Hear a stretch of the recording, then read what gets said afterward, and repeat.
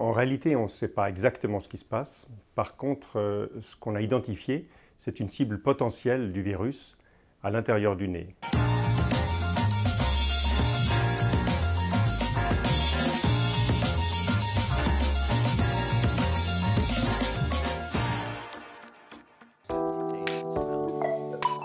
Flour, eggs, sugar, vanilla bean.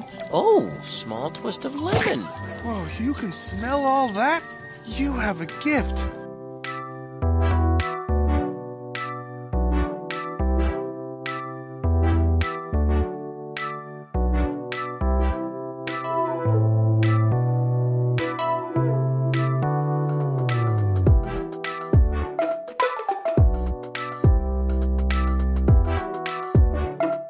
Alors, il y a plusieurs façons de perdre l'odorat. On peut perturber les voies aériennes, on peut bloquer la liaison nez-cerveau, ou on peut simplement abîmer les neurones sensoriels qui se trouvent logés à l'intérieur de notre cavité olfactive. Et on pense que c'est une perturbation de la fonction de ces neurones sensoriels qui se trouvent à l'intérieur du nez. Le résultat, c'est soit une perte d'odorat complète, qu'on appelle une anosmie, ou alors une perte partielle qu'on appelle une hyposmie.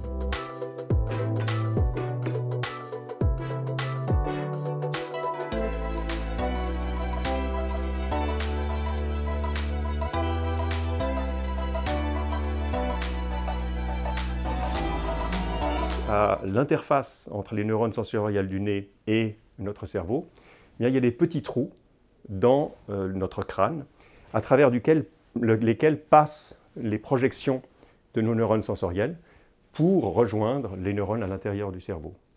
Et c'est une particularité qui est importante pour la fonction du système olfactif, mais qui aussi vient avec en prix celui de présenter une porte à des agents infectieux, des virus, des bactéries, des champignons, qui peuvent, par cette voie, par ces petits trous, eh bien, rentrer à l'intérieur du cerveau et infecter nos cerveaux.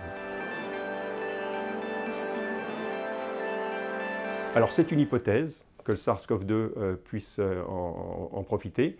Ça n'est pas démontré qu'il passe par là, mais on a des évidences qu'effectivement, dans certains cas, il peut pénétrer le cerveau via cette voie olfactive. What is that?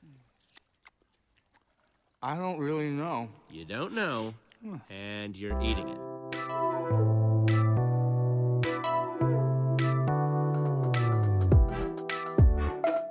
It's very hard to explain. On associe souvent l'anosmie, la perte olfactive, et l'agueusie, la perte du goût, parfois à juste titre et parfois pas. Souvent, on considère que le goût résulte de l'activation de récepteurs sur la langue, et en réalité, le système gustatif est limité à 5 modalités: salé, sucré, amer, acide et umami, et c'est tout. Évidemment, avec ça, on ne fait pas une très bonne saveur. La réalité est que ce qu'on considère être le goût dans la population générale, eh bien, c'est en grande partie l'odorat. Donc souvent, les personnes qui indiquent avoir perdu le goût suite à une infection au SARS-CoV-2, eh bien, ont perdu l'odorat. Ceci dit, il est aussi vrai que certaines personnes perdent réellement le goût. You know, if you can sort of muscle your way past the gag reflex, all kinds of food possibilities open up.